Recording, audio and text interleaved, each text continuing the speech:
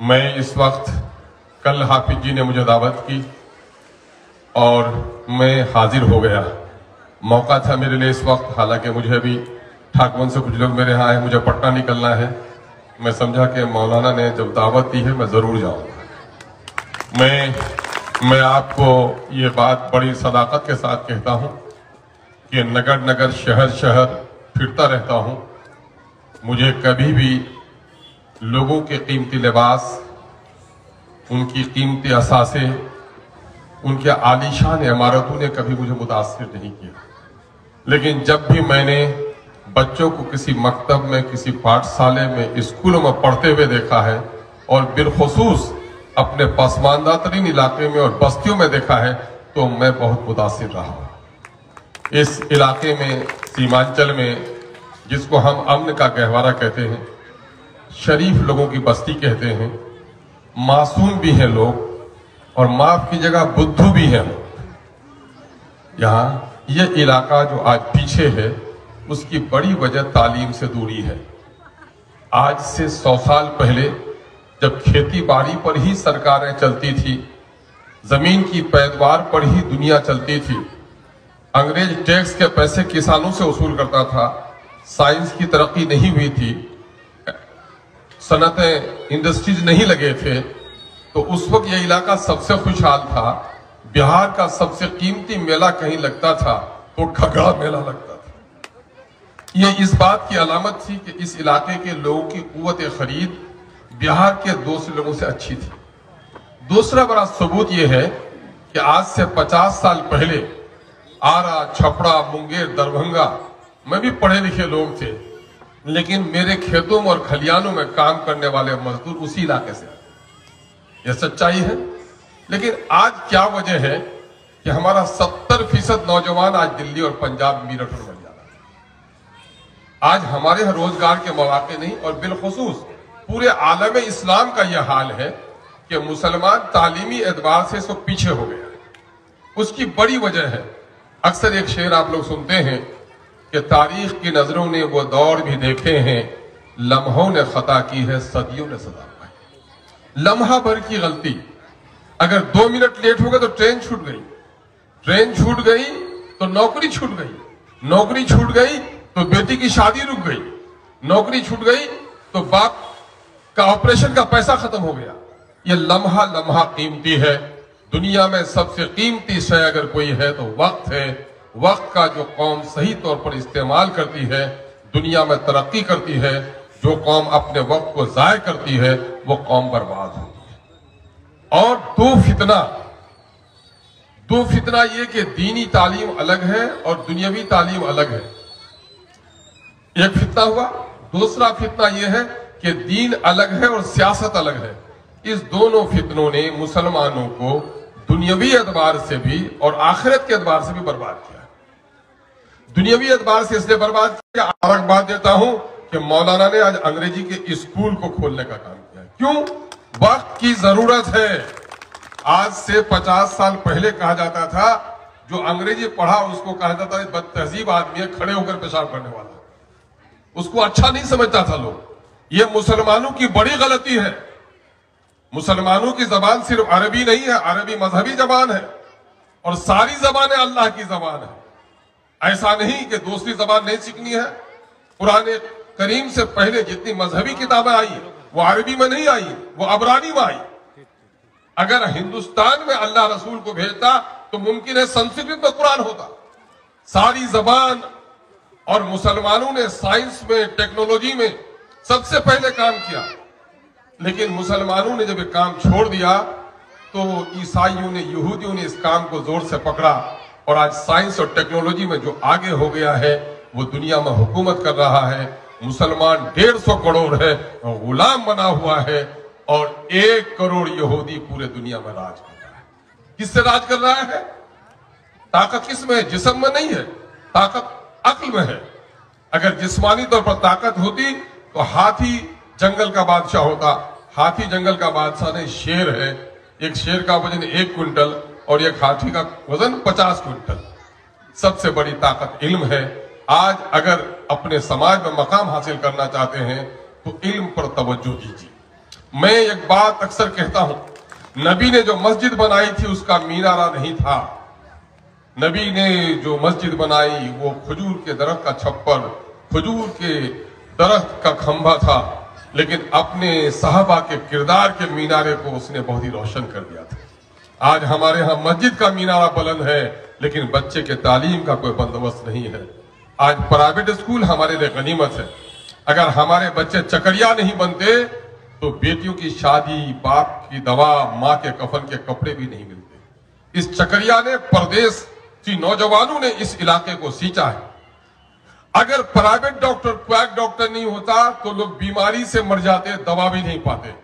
और मैं फख्र के साथ इस बात को कहने पर हक बजानिब हूं कि अगर प्राइवेट स्कूल नहीं होते तो आज जितने बच्चे मास्टर मस्टियन बने हैं यह नहीं बन सकते।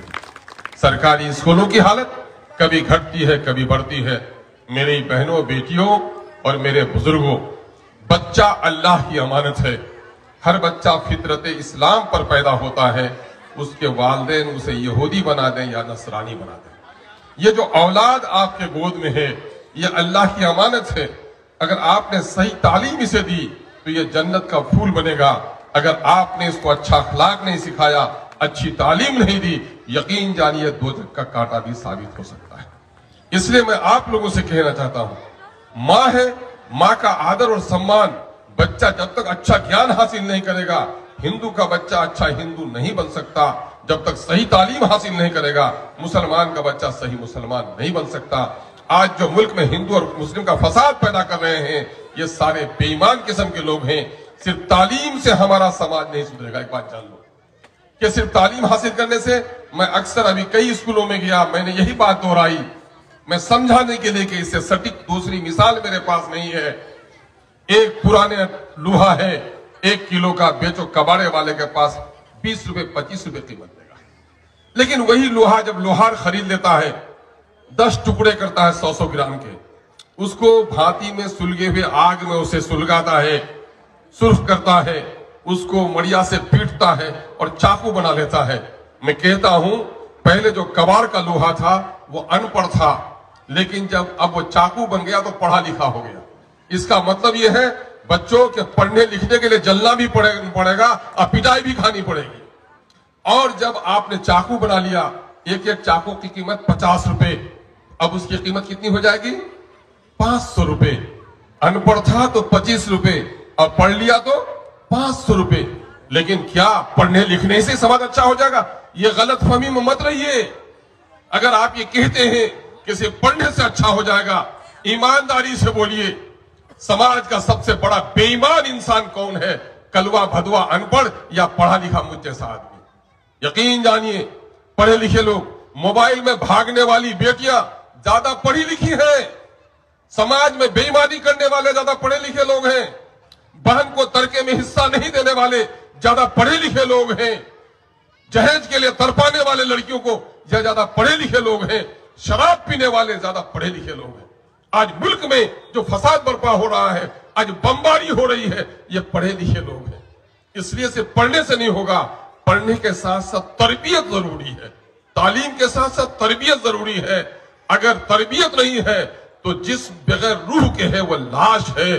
घोड़ा बगैर लगाम के है, बगैर लगाम के जो घोड़ा होगा वो मंजिल पर नहीं पहुंचा सकता। बगैर तरबियत के जो तालीम होगी वो आपके बच्चों को अच्छा इंसान नहीं बना सकता।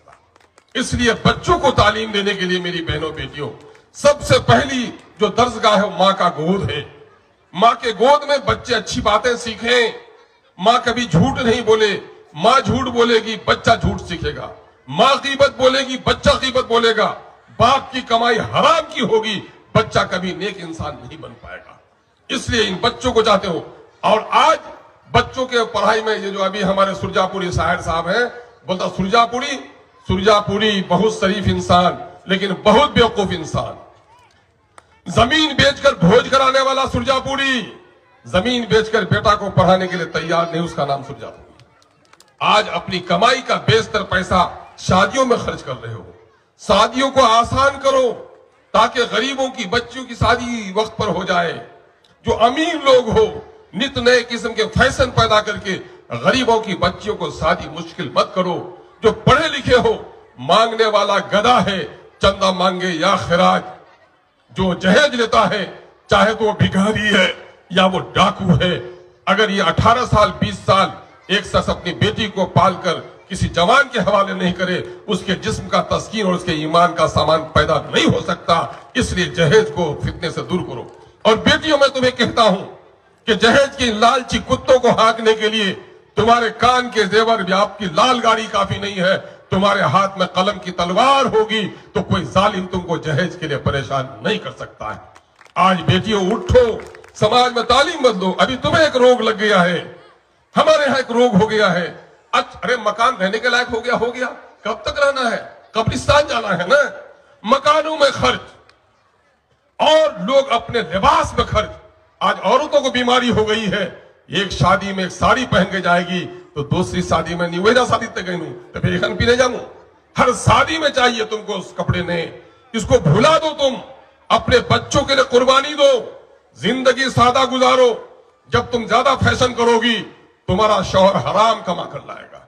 कह दो कि 4 दिन की जिंदगानी है, मैं मट्ठा ओढ़ कर जिंदगी गुजार लूंगी, लेकिन हराम ना वाला मुझे भी मत खिलाओ, मेरे बच्चे को भी मत खिलाओ, तुम्हारा बच्चा नेक इंसान बनेगा।